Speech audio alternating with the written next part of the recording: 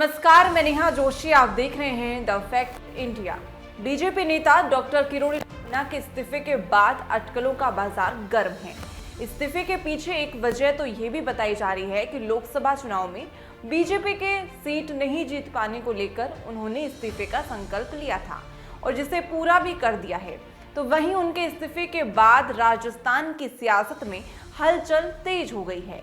कयास ये भी है कि सरकार बनने के बाद बीजेपी के इस वरिष्ठ नेता को लेकर जिस तरह कहा जा रहा था कि विधानसभा चुनाव के बाद उन्हें उप मुख्यमंत्री या किसी बड़े विभाग की जिम्मेदारी दी जा सकती है, लेकिन ऐसा नहीं हुआ।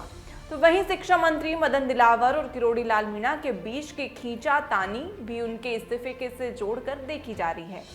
इन्हीं सब के चलते डॉक्टर मीणा ने इस्तीफा दे दिया है, लेकिन उपचुनाव का समय नजदीक आने के साथ ही उनके इस्तीफे को जोड़कर देखा जा रहा है। वजह चाहे जो भी हो, लेकिन पूर्व कैबिनेट मंत्री के इस्तीफे के बाद पूर्वी राजस्थान से सहानुभूति मिलने की संभावना भी है, जिसका असर दौसा विधानसभा सीट पर उपचुनाव के दौरान देखने को मिल सकता है।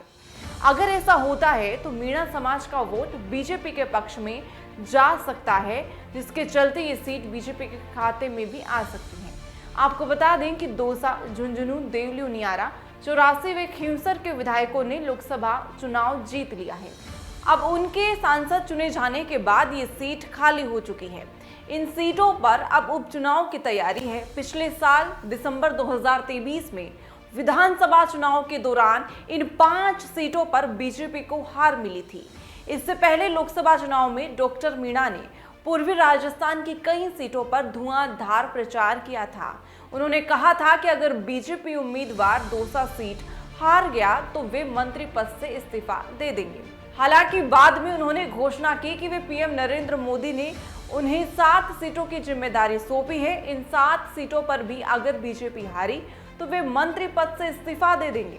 चुनाव में बीजेपी न सिर्फ दौसा बल्कि करौली, धौलपुर, टोंक, सवाई माधोपुर और भरतपुर सीट भी हार गई और डॉक्टर किरोड़ी लाल मीणा ने इस्तीफे का ऐलान भी कर दिया है।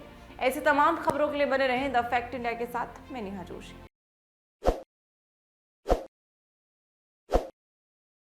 ताज़ा खबरों के लिए विजिट करें द फैक्ट इंडिया की वेबसाइट और डाउनलोड करें द फैक्ट इंडिया ऐप।